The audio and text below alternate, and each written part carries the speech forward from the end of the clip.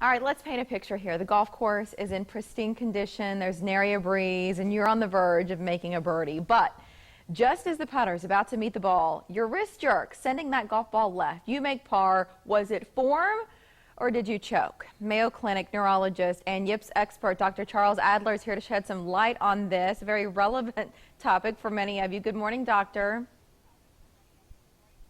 Good morning. Thanks for having me. All right. It's good to see you. I'd like to start with the definition because a lot of people have maybe heard the word when they're watching golf on TV. Yips. How do you define it?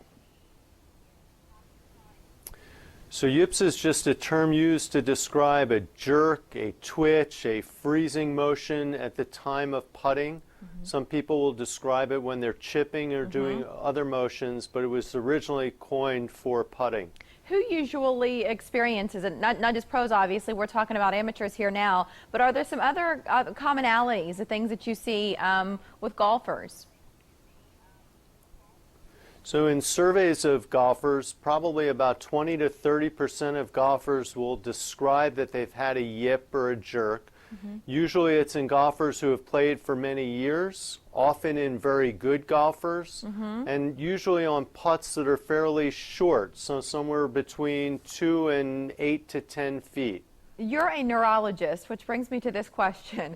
Are we talking about a mental problem here, which is what I've always thought about with yips, or is this neurological in nature?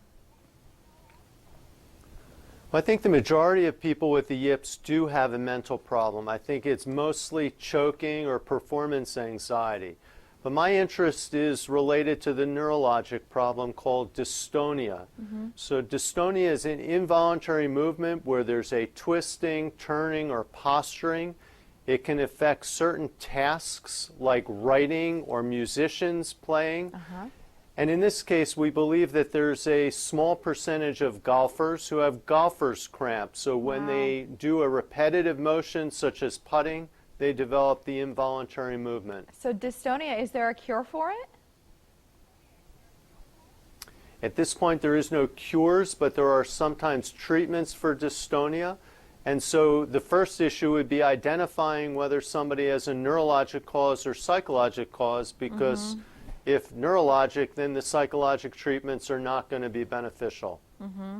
And likewise, I'd say you could flip the coin and it would go the other way. So is there a place online where our viewers can learn more about dystonia?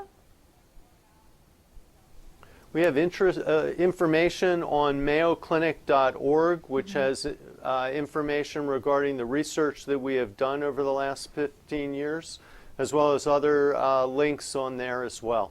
I know you're there in Phoenix, but I got to tell you, just a personal note, we had an experience in Rochester a few years back at your clinic there, just a top-notch experience, Dr. Adler. I don't know that there are finer professionals in the world. Thank you for joining us here today. We appreciate your time very much.